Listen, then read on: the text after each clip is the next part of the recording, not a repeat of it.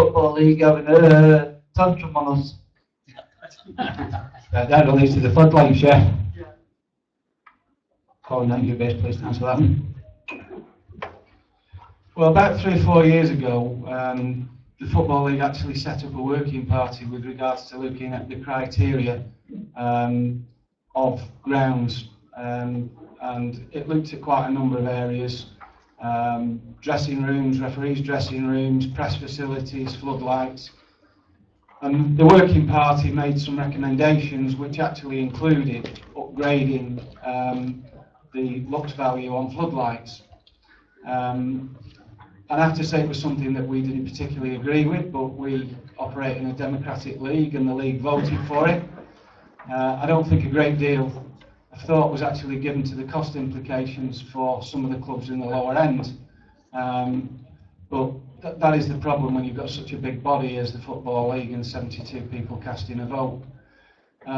So we ended up with a criteria that was to be implemented over a number of years, and we are faced with going into next season with a lux value of 500 as against the current lux value of 350, which we do meet. We're at about 377, I think, at the moment. But to get us up to that 500 is probably going to cost around 75 grand. But that, I'm afraid, is something that is very much a focus of the football club. Doesn't affect the rugby club, certainly doesn't affect the council or the RFL. It's just something that we're going to have to do because, well, we're the only one who actually play games at night as well on this ground. They use the lights in the match, don't they? Yeah, but their criteria is more than met with what we've actually got here. It's the Football League criteria that's not... The Football League wants us to change the damn lights. Why can't they help us out?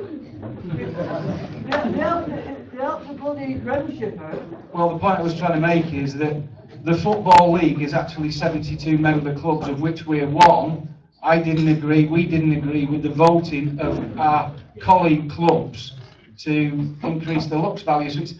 We are a part of the Football League, so it's that democracy, I'm afraid, that's making it happen. Pakistan, you're in trouble by now. There's going to be no trouble.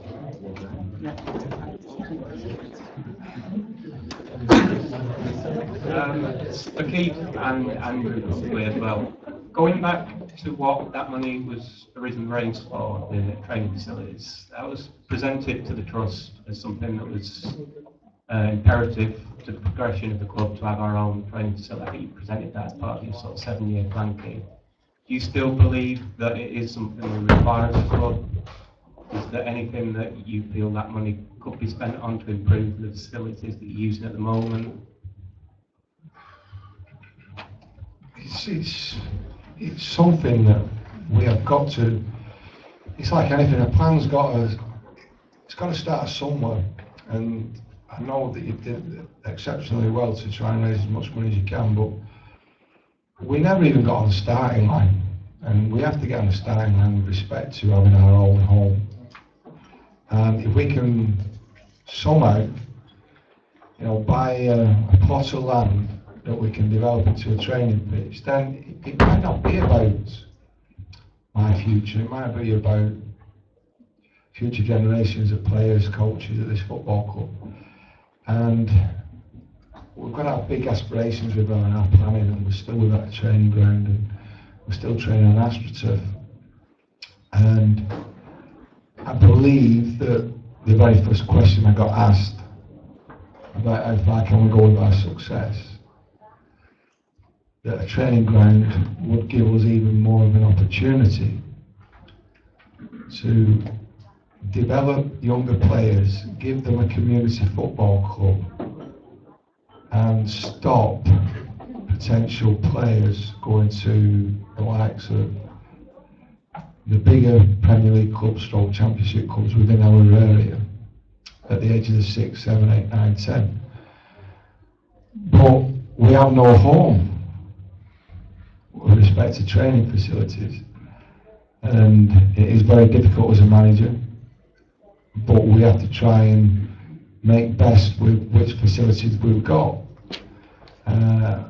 But Andrew Kelly is desperately trying to seek this piece of land that I've asked him to try and, I suppose, magic up, I suppose, but it's just not there at the minute, is it, Ken? But if we got the land, then you can really start planning. But any land that's involved with a council will have restrictions and legislations, and before you know it, you're in a political whirlwind. And other clubs have the similar sort of problems, but you can just see the success that Crewe have had, and I think the training facility was built on farmland. So, ball league's not an option. We were probably a little bit naive in our pursuit of finding a home. Ball league was on the cards before I ever joined the board. We paid a fortune for railings around it, and we never agreed to accept the condition of the playing surface from the council. They signed it over from the people who constructed it. We went out and looked at it and never agreed that it was fit for professional football. I spent hours and hours talking to, going around council departments. It's not easy, but if there's anybody who knows anybody who's got 2 or 3 fields, will start from that, you know, whatever it is. Keith's right, we've over the sort of 7 years that I've been here, we've had the benefit of Tony coming in on the youth side, and we're just starting to see the benefits of that now. It doesn't happen in a week or a year. It takes 7 to 10 years to get to where we've got. We've now got a foundation in the club with the youth set up that will progress.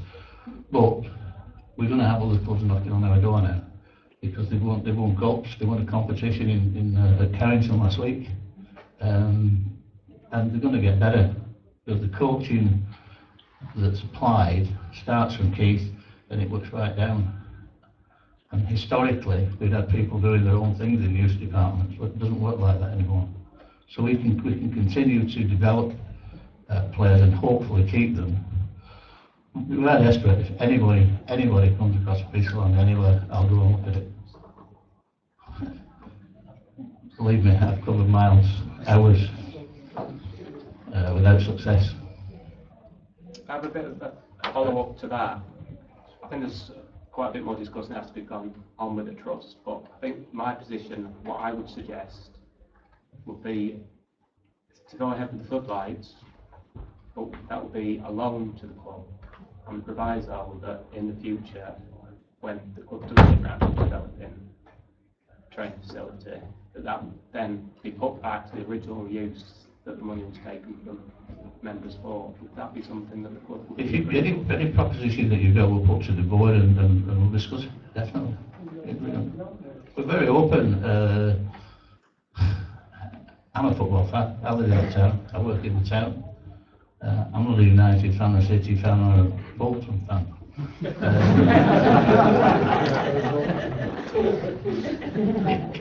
It is important to me that we get someone to turn at this to Keith, because we've had discussions about, right, you're back, Keith, where are you going next? You know, what's your next club, Keith?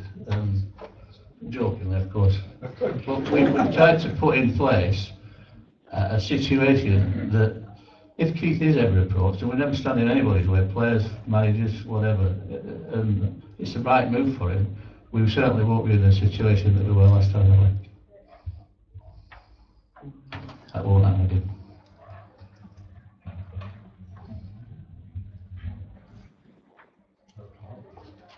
Cheers, then. You got another man? Yep.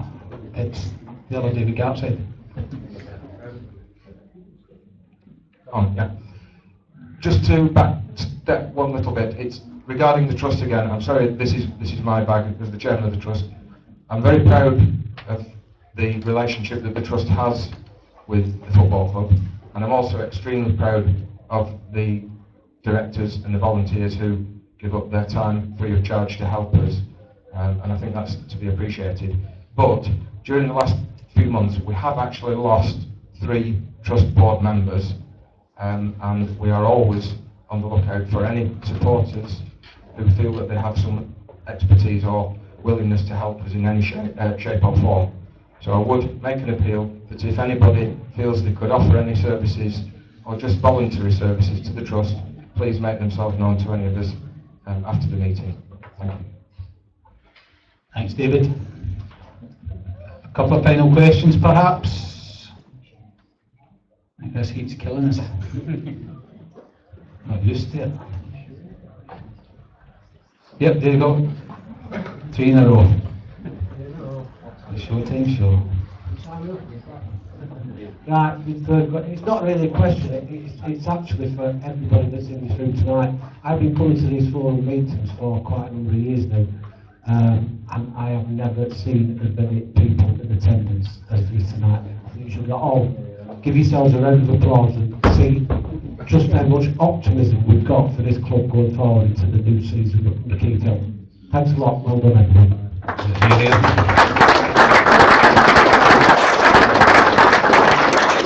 That was a penultimate statement rather than question. So still leaves a question to it. You be able to put his hand up? Yeah, I just want to further be appeal from the GAT side. I'm a member of the Trust, know that there are several members of the Trust here, but for those of you who are not members of the Trust, can I appeal to you to make yourself a member of the Trust, and then you can have a say in what happens to this money that's ultimately destined to the football club. Yep. Wise words indeed. Murray, I still owe you a time. No, you do. Always wait to start the season, see how it's going to go. Anyway, is that it? Any more questions? We got one little jet there. Last question of the evening.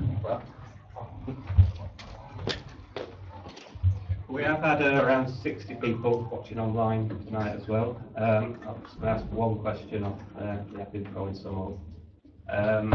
The last one was, what are the expectations for Bastion Harim this season? Très bon. Technically gifted. Expectations to be part of a winning side, squad. He's more than capable. Technically very, very good. Just got to catch up with the tempo of the league. I think these pitches early season, the most of the season will definitely suit him. You know, he'll get a lot of playing time. I thought he was excellent against Blackburn. He's done alright, he's done okay. Expectations, I'm not too sure.